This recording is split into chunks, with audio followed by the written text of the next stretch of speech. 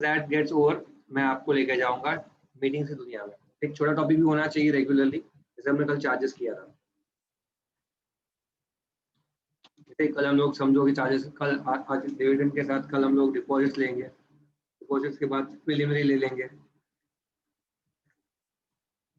कोई लेते रहेंगे साथ में। Give me 1 minute, I'll start.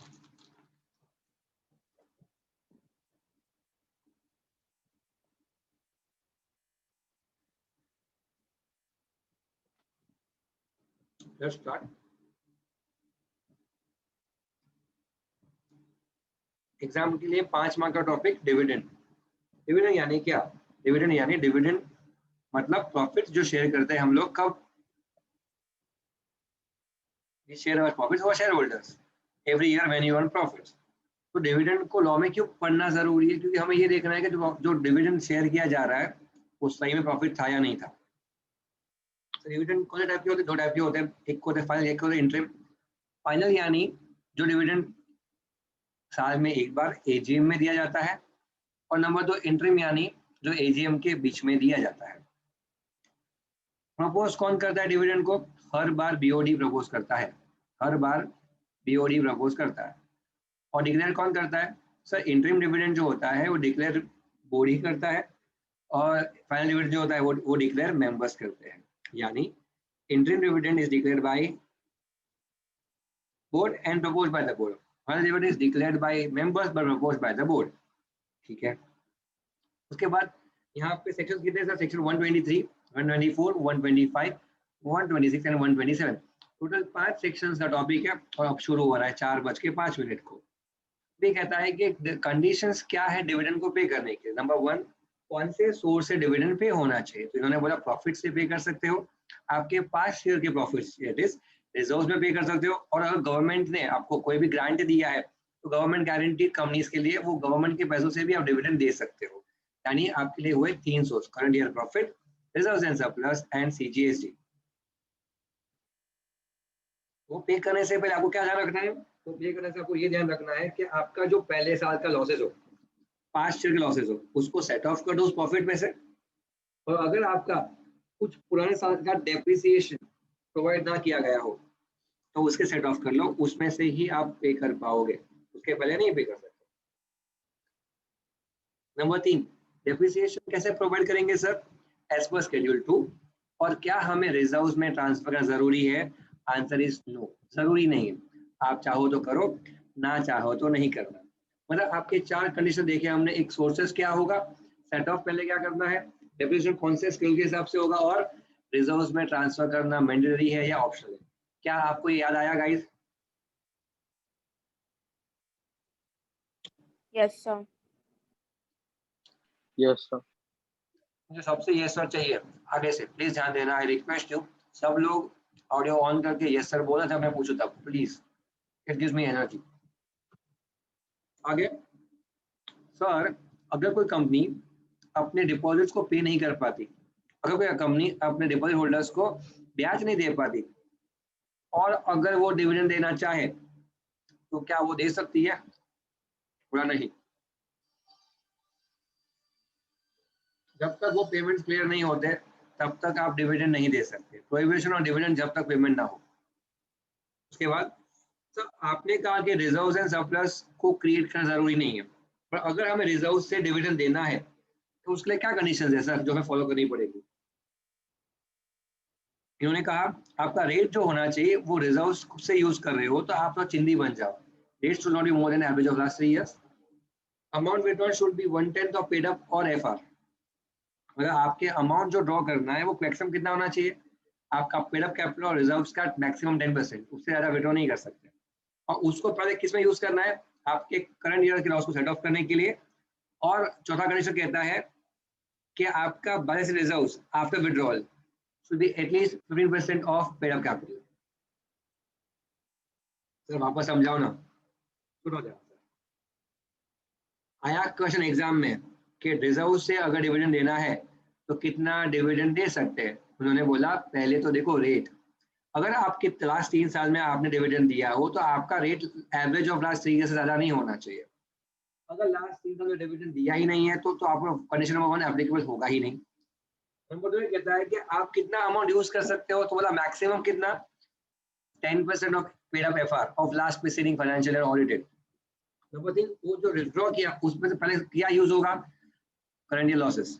और ये बोला कि विड्रॉ करने का ये भी ध्यान देना है कि बैलेंस जो बचेगा वो मिनिमम कितना होना चाहिए, 15% of capital. Are you clear with this 4 condition guys? Yes sir. Yes sir. Number 2 यहाँ पे क्या ध्यान रखना है कि जैसे ही आपने डिविडेंड डिक्लेयर किया, आपको 5 दिन के अंदर अलग अकाउंट में ट्रांसफर करना पड़ेगा। ये वर्ड याद रखना, 5 दिन में अलग अकाउंट में ट्रांसफर करना पड़ेगा, वेरी इंपॉर्टेंट। ये खत्म हो जाता है यहाँ पे।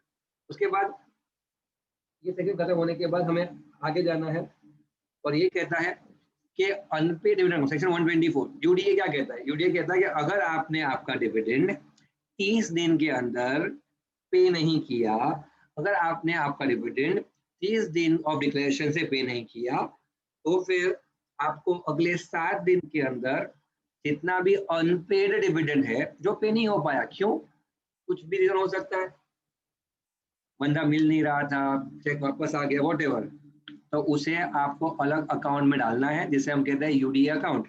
अब वो अकाउंट में जो पैसा गया है वो कितने टाइम लिमिट तक रहेगा, तो बोला कि आपको 7 दिन के अंदर ट्रांसफर कर देना है, और अगर 7 दिन में ट्रांसफर नहीं किया आपको 12% के हिसाब से ब्याज पे करना पड़ेगा जितना डिले होगा उसके लिए।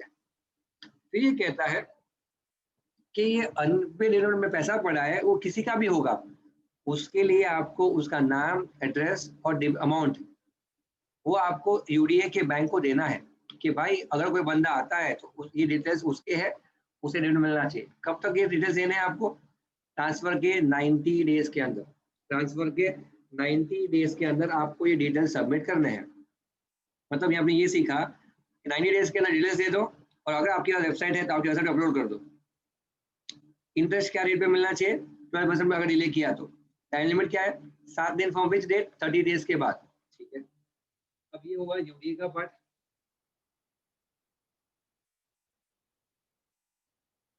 ध्यान से सुनना, एक और चीज जो हमने सीखी है यूडीए के अंदर जो मेरे नोट समरी वाले में पार्ट में नहीं आती है, वो ये है कि अगर 7 इयर्स तक पैसा बचा तो वो पैसा कहाँ जाएगा, अगर 7 इयर्स तक यूडीए में पैसा रहा तो पैसा कहाँ जाएगा गाइस, आईपीएफ में, हाँ या ना?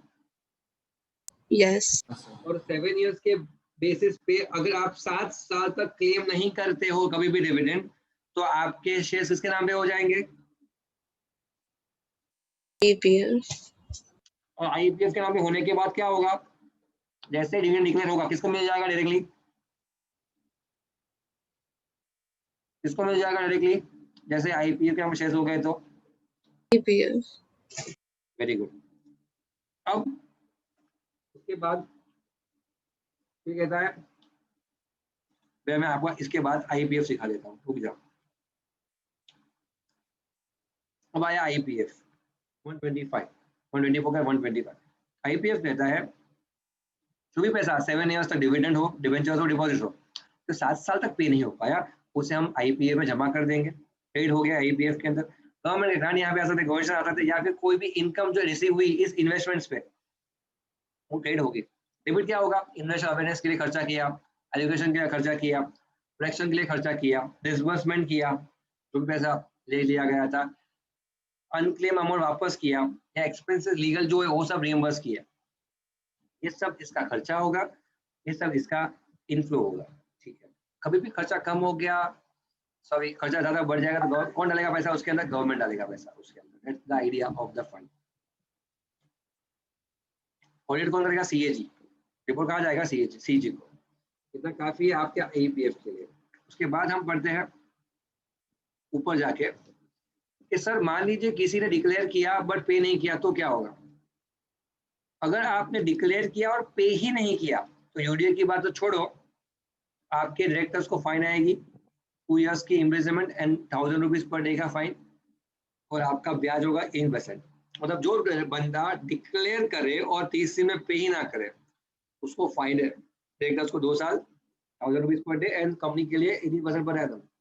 उसके बाद ये कहता है कि sir in which situation they will not be penalised, तो ये कहता है क्या डिविडेंड इसलिए नहीं दे पाए थे क्योंकि ऑपरेशन ऑफ लॉ से आप नहीं किए, जैसे कि बंदा इंसॉल्वेंट हो गया था, गवर्नमेंट ने लॉ ने मना किया था, या फिर शेयर होल्डर डायरेक्शन दिए थे पे करने के लिए, डायरेक्शन आपको फॉलो नहीं हो पा रहे थे और आपने उसको इन्फॉर्म भी कर दिया था, डायरेक्शन कैनॉट बी फॉलोड।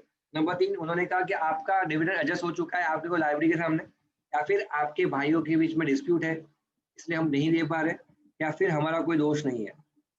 ये एक number 2 dispute, lawfully adjusted, directions given, cannot be complied with, and same has been communicated। ये 3 कंडीशन। और लास्ट ऑपरेशन ऑफ लॉ। ये 5 रीजन से अगर आपने डिफॉल्ट किया है तो फिर आपका डिविडेंड जो है वो ना पे करने से आपको फाइन नहीं लगेगी। उसके बाद डिविडेंड यह हो गया आपका part, that is section 1, this is जो 127। और यहाँ पे हम देखते हैं अब ये 126, ये बोला कि अगर डिविडेंड डिक्लेयर हुआ है 2 दिनों के बीच में, मतलब 2 दिन के बीच में, दिनों नहीं दिन, transfer deed delivered to company for registration but the shares are not been transfer in the name of transfer.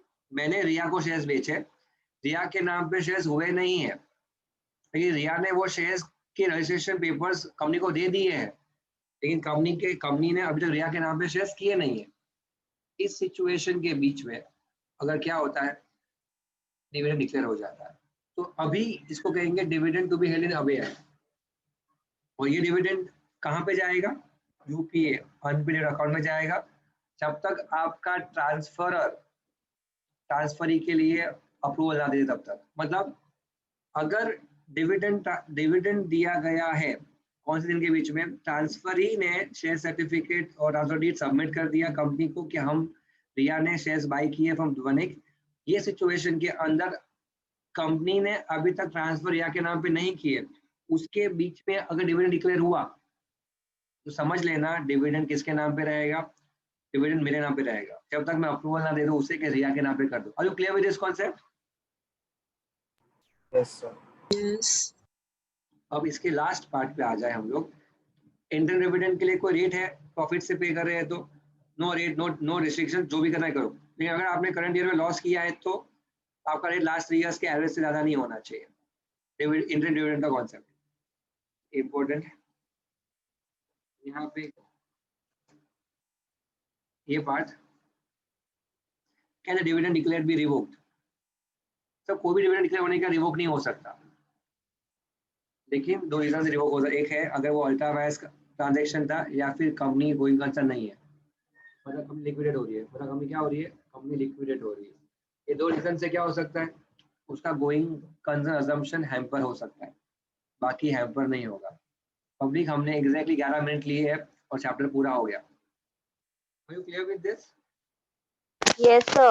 मैं आपको Yes, छोड़ूंगा नहीं, Yes, sir. इसके ऊपर हम कैपिटलाइज करते हैं। और सी कभी भी है ना, करने के बाद और करने पे वो ग्रिप आती है जो मुझे एक्सपेक्ट करनी। अभी मैं पूछूंगा क्वेश्चन अगले 4 मिनट तक, और आप उस 4 मिनट के अंदर मुझे आंसर देते जाओगे जो मुझे चाहिए, एंड देन आपका 15 मिनट में विद रिविजन पूरा हो जाएगा। Let's move forward. First part, final dividend कब डिक्लेयर किया जाता है?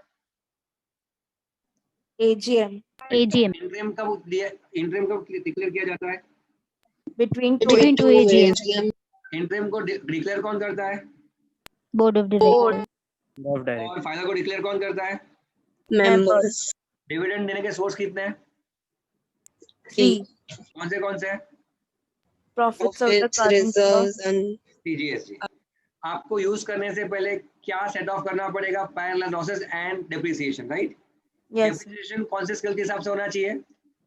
Schedule 2. Schedule और 2. आपका रिजर्व्स में नाम करना जरूरी है या ऑप्शनल है? Optional. Optional. अगर आपने डिविडेंड के पहले डिपॉजिट्स में डिफॉल्ट किया है पे करने में, तो क्या आप डिविडेंड दे सकते हो? No. नहीं, ठीक है। उसके बाद आपको रिजर्व से देना है डिविडेंड, तो आपका रेट क्या होना चाहिए डिविडेंड देने का?